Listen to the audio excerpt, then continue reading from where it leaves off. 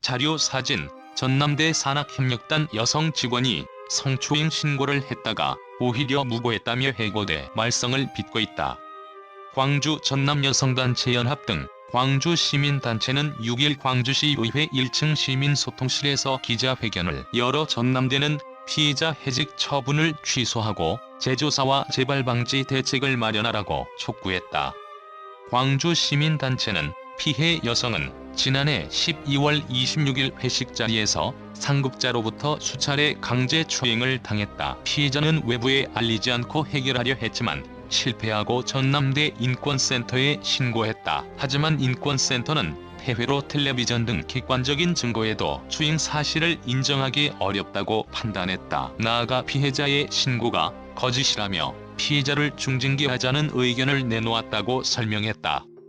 이들은 전남대 인권센터는 조사 당시 피해자에게 거짓 진술을 하면 무고죄로 고소당할 수 있다고 겁을 주기도 했다. 인권센터는 지금이라도 피해자 구제 방안을 마련하고 재조사를 해야 한다고 주장했다.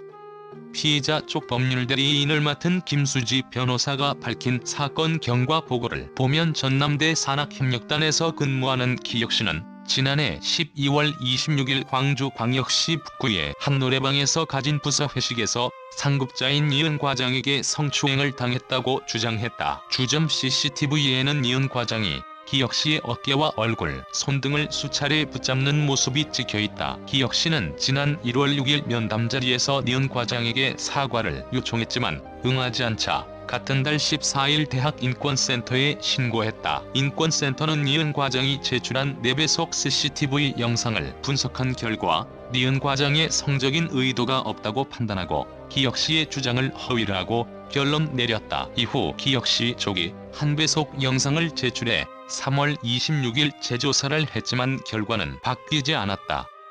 인권센터는 영상 내용과 피해자 진술이 다르고 오히려 가해자로 지목된 이은 과장이 피해를 받았다. 기혁씨가 허위 진술로 산학협력단의 명예를 훼손했다는 내용이 담긴 징계 의결 고소를 작성해 산학협력단에 제출했다. 산학협력단은 이를 바탕으로 지난 6월 25일 기혁씨를 해임하고 기혁씨의 피해 사실을 증언한 여성 동료 D급씨에게는 정직 3개월 처분을 내렸다. 수습기간이었던 D급씨는 이번 징계 처분으로 채용이 취소됐다. 김 변호사는 이은 과장은 피해자 의사에 반하는 행위를 했고 피해자가 2차례나 우는 모습이 영상에 나와 성적 굴욕감을 느꼈음을 보여준다. 피해자 진술이 객관적 사실과 일치하지만 인권센터와 산학협력단은 부적절한 조사와 절차로 불쾌감은 느꼈을 수 있으나 성적 행위는 아니다라고 판단했다고 지적했다.